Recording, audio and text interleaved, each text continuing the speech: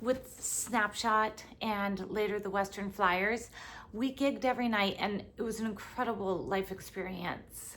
However, I always mourned that I didn't have time to savor what had just happened the night before. The incredible audiences, the music, the mistakes I made in the show, whatever.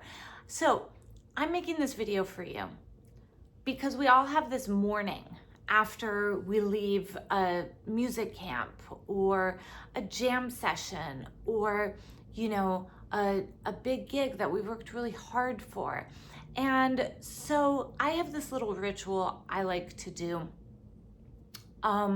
to really have a reflection moment and feel like I have closure for the event. Since it's summertime and I've seen so many of you out on the road at camps, I thought this would be a good opportunity to post this video.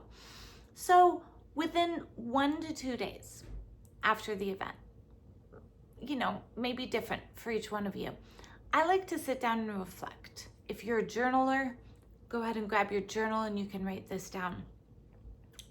What person or social interaction was the most meaningful to me?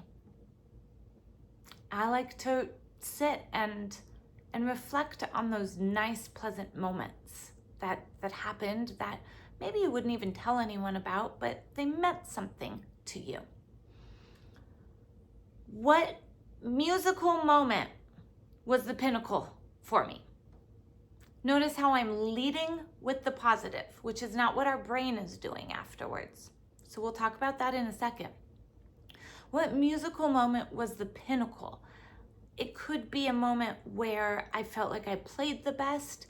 It could be a moment where I felt like I was in the flow and things were happening organically. It could have been a moment where I caught my guitar player's eyes and we just really locked in.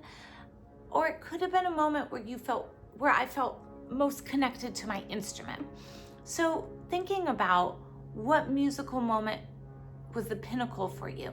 If it was a learning camp that you were at, it might have been a light bulb moment when everything just became clear for you about a certain topic.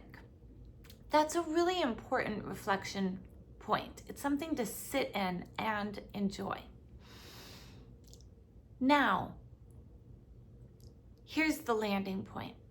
That moment that I'm obsessing about, that note, that phrase, that almost regret of, you know, not doing something more perfectly.